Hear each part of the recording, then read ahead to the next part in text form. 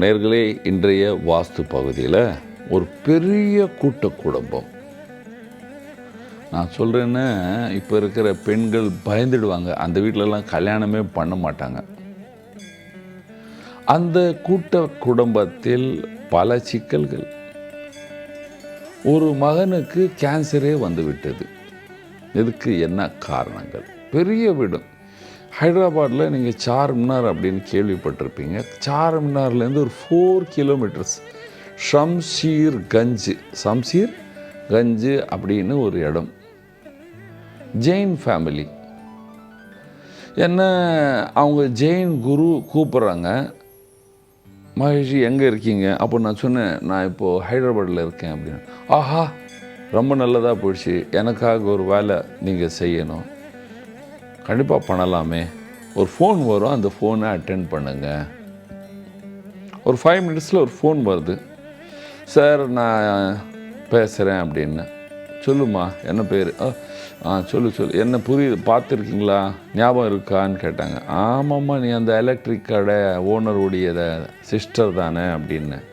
ஆமான்னாங்க. என்ன விஷயம் இந்த நேரம்?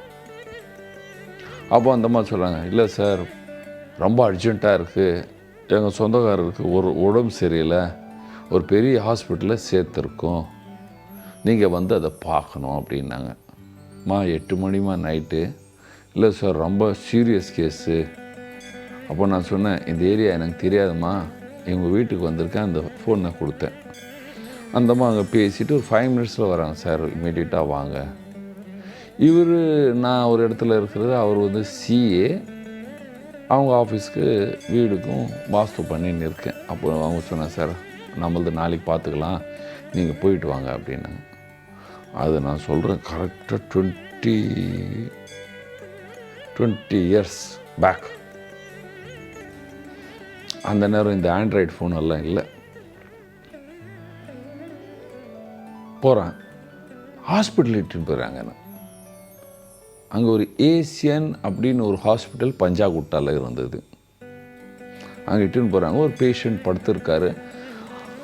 3 அண்ணங்க, 3 வயதானவர்கள், 65, 70 வயசு, 72, 73, 74, அந்த மாதிரி ஒரு 3 பேர்.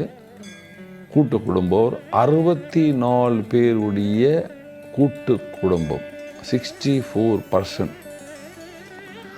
அந்த வீட்டில் அந்த நோயாக இருக்கிறவர் ஒரு மனுஷன் படுத்துன்னு இருக்காங்க. இப்பொழுது வாஸ்து சொல்கிறதுனால இந்த சப்ஜெக்ட் இங்கே கட் பண்ணுறேன். ஏன்னா இதில் பவர் ஆஃப் இன்ட்யூஷனுடைய சில விஷயத்தை நான் சொன்னேன். அதை சாஃப்டாக வாஸ்துவாக உங்களுக்கு சொல்கிறேன். அப்போ அவங்க சொல்கிறாங்க, சார் இவரை பாருங்கள் அப்படின்றாங்க. சார் என்னம்மா பார்க்குறது, 2 கிளாஸ் தண்ணி வைங்க அப்படின்னு. பிளாஸ்டிக்கில் 2 கிளாஸில் தண்ணி வச்சாங்க. எல்லோருடைய பேர், அங்கே கிட்டத்தட்ட ஒரு 17 பேர் இருக்காங்க. அவங்களுடைய பேரை கேட்டேன். அப்பொழுது நான் ப்ரிடிக்ஷன் எல்லாம் பண்ணேன். இவருக்கு நஷ்டம் வந்திருக்கோமே 97, இவர் 98 ஆரம்பிச்சிருப்பார் பிஸ்னஸ் அப்படி இப்படின்னு. ஆமான்னாங்க. இவருக்கு நைட்டு தூக்கம் வர்றதே இல்லையே அப்படின்னு. ஆமாம், வர்றதில்லை அப்படின்னாங்க. இவருடைய பாடியில் சிவப்பாக பூச்சிகள் ஓடிக்கொண்டே இருக்கிறது. நீங்கள் ஹைதராபாத்தில் வரும்போது 10 வயசு கீழே இருந்ததா? சார் நான் வரும்போது 10 வயசு கீழே தான், சின்ன குழந்தையாக இருந்தேன், வேலைக்கு வந்தேன், இவன் என்னுடைய பையன், இவர் எங்களுடைய அப்பா அப்படின்னாரு. இங்கே பக்கத்தில் உட்காரவங்க தம்பிங்களா? ஆமாம். இவங்க வந்து பெரிய நஷ்டத்தெல்லாம் கொடுத்துருப்பாங்களே? ஆமாம் சார், பெரிய நஷ்டத்தை கொடுத்தாங்க அப்படி இப்படின்னாங்க. ஓகே. ஸோ நான் சொன்னேன், ஒன்றும் இல்லை, உங்கள் வீட்டுக்கு 2 வாசல் இருக்கா? ஓப்பன் டு ஸ்கை வாசல் இருக்கா? ஆமாம் சார். 2வது வாசலில் இவருடைய பெட்ரூம் நார்த்து பக்கம் இருக்கான்னு கேட்டேன். ஆமாம். அந்த நார்த்து பக்கமே ஏசி யூனிட் இருக்கான்னு கேட்டேன். ஆமாம். ஓகே, நாளைக்கு காலைல வரேன். அதுக்கெல்லாம் சில விஷயத்தெல்லாம் சொன்னேன். பாருங்கள், இப்போ கவனிக்க வேண்டிய விஷயத்த சொல்கிறேன். நான் என்னுடைய பவர் ஆஃப் இன்ட்யூஷன் வேலை என்ன செஞ்சேன், அதை சொன்னால் வாஸ்து புரியாது உங்களுக்கு. எந்த ஒரு வீடு இருந்தாலும் ஜாயிண்ட் ஃபேமிலி சிஸ்டம் இருந்தால் அந்த வீட்டு உடைய பிரதான வாசல், என்னுடைய லைஃப் ஹிஸ்ட்ரியே சொல்லுவேன், எப்பொழுதுமே சென்டர் ஆஃப் ஈஸ்ட் தான் இருக்கும். சென்டர் ஆஃப் ஈஸ்ட்டுக்கு தான் இருக்கும்.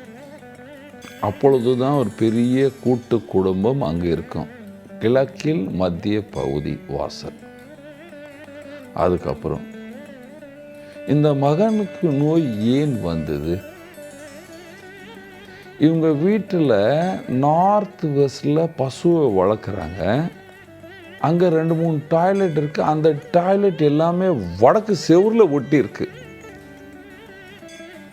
வடக்கு செவுரில் டாய்லெட் ஒட்டி இருந்தால் north west wall you have toilet, அப்பொழுது அது கேன்சரை குறிக்கும்.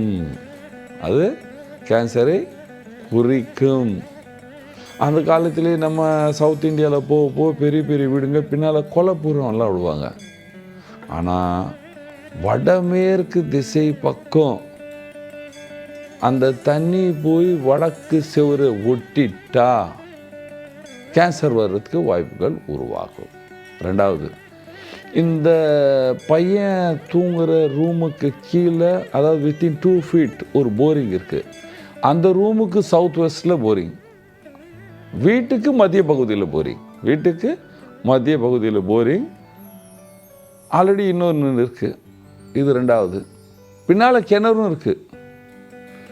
எப்பொழுதுமே அது அந்த வீட்டில் ஒரு 30-40 ரூம் இருக்குது. எந்த வீடு இருந்தாலும் கேன்சர் வருத அப்படின்னா இதுக்கு பல காரணம் இருக்குது. நாங்கள் வட இந்தியன் ஜோசியம் பார்க்கும் பொழுது, வாஸ்து பார்க்கும்போது சாதாரணமாக இப்போ படிக்கிற பசங்க இந்த கிராஷ் கோர்ஸ் பண்ணுறவங்க எல்லாமே சொன்ன, if you have a toilet இந்த நார்த் ஈஸ்ட், வடகிழக்கில் டாய்லெட் இருந்தால் அந்த வீட்டில் கேன்சர் இருக்கும் அப்படின்னு நானும் சொல்கிறேன், அவங்களும் சொல்லுவாங்க. ஆனால் வெறும் நார்த் ஈஸ்ட்டு தான் கேன்சருக்கு காரணம் அப்படின்னு நினச்சிடாதீங்க. வடமேற்கு அதுக்கு மேலே காரணம், ஆனால் நார்த் வெஸ்ட்டு. ஆனால் அந்த டாய்லெட் வடக்கு செவரில் இருந்தாவே கேன்சர் வரும் அப்படின்னு சொல்லுவேன் நான். அதுக்கப்புறம் சில வீட்டுகளில் நார்த் வெஸ்டில் சம்பு இருக்கலாம், செப்டிக் டேங்க் இருக்கலாம், நானும் சொல்லுவேன். ஆனால் அது வெஸ்ட் ஆஃப் நார்த் அப்படின்னு சொல்லுவேன். வெஸ்ட் ஆஃப் நார்த், மேற்கு திசையின் வடக்கு பக்கம் இருக்கலாம் தவிர வடக்கின் வடமேற்கில் இருக்கக்கூடாது. வடக்கின் வடமேற்கில் இருக்கக்கூடாது. அதுவும் நோய் கொடுக்கும். வீட்டின் மதிய பகுதியில் 2 பெரிய பெரிய வாசல் ஓப்பன் டு ஸ்கை இருக்குது, பெருசாக இருக்குது. ஒவ்வொன்றும் ஒரு 500 அடிக்கு இருக்கும். அது வீடே இருக்கும், ஒரு 10,000 அடிக்கு மேலே இருக்கும். 10,000-20,000 அடி இருக்கும் போல இருக்குது. ஒரு 150 200 feet ஆழம், 100 feet அகலம் அப்படின்னு இருந்தது. பெரிய வீடு. நகை கடை, டயர் கம்பெனி, அது இதுன்னு பல வியாபாரங்கள் இவர்களுக்கு, ஃபைனான்ஸ் எல்லாமே இருக்குது. அந்த மகனுடைய ரூமில் நார்த் வெஸ்டில் கீழே போரிங்கு, சவுத் வெஸ்டில் போரிங்கு, அந்த ரூமுக்கு நார்த் வெஸ்டில் ஈஸ்ட், சென்டர் ஈஸ்டில் டாய்லெட். இப்போ கவனிங்க, அந்த ரூமுக்கு சென்டர் ஆஃப் ஈஸ்ட்லேருந்து நார்த் ஈஸ்ட்டுக்கு நடுவில் டாய்லெட்.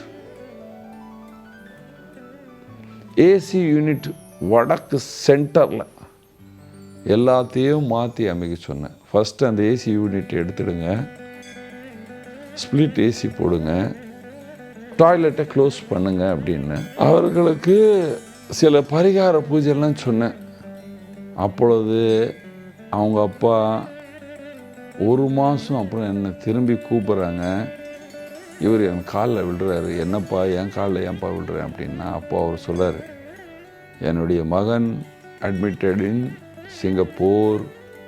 அவங்க சொல்லிட்டாங்க, இவங்க பாடி ஃபுல்லாகவே கேன்சர் வந்துடுச்சு, இவர் வாழ மாட்டார், இவர் செத்து போயிடுவார், பாடி இந்தியாவிலேருந்து அங்கே எடுத்து போகிறது கஷ்டமாக இருக்கும், நீங்கள் எடுத்துகிட்டு வந்துடுங்க. நாங்கள் எடுத்துகிட்டு வந்தோம். மறுநாளே குருஜியுடைய ஃபோன் நீங்கள் வந்துட்டீங்க. என் பையன் ஆஃபீஸ் போகிறது ஆரம்பித்தான். அந்த நாள்லேருந்து 18 years வரைக்கும் வாழ்ந்து தெய்வ லோகத்துக்கு போயிட்டார். பாருங்க, நீங்கள் நாளைக்கு செத்து போயிடுவீங்க அப்படின்னு சொன்ன மனிதன் 18 வருஷம் வரைக்கும் வாழ்ந்திருக்கார். இதுக்கு மகேஷ் வர்மா தான் காரணம் கிடையாது, தெய்வத்துடைய ஆசீர்வாதம். Mahesh Varma is a tool. ஆனால் சில விஷயத்தை நம்ம கவனிக்கணும். என்னது? லாஸ்ட் அண்ட் ஃபைனலாக வடகிழக்கில் டாய்லெட் இருக்கக்கூடாது. வடமேற்கில் வெஸ்ட் ஆஃப் நார்த்தில் டாய்லெட் சம்பு இருக்கக்கூடாது. நம்ம ரூமுக்கு வடகிழக்கில் டாய்லெட் இருக்கக்கூடாது. இந்த மாதிரி இல்லாமல் இருந்தால் ஜாயிண்ட் ஃபேமிலி சிஸ்டமாக இருந்தாலும் தனிய மனிதனாக இருந்தாலும் கேன்சர் வராது, வீட்டில் சண்டைகள் வராது. நீங்கள் எல்லோரும் சந்தோஷமாக சுகமாக வாழ்வீர்கள். நன்றி, வணக்கம்.